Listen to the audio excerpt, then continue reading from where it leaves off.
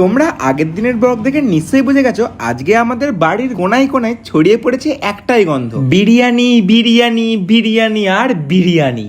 Wow!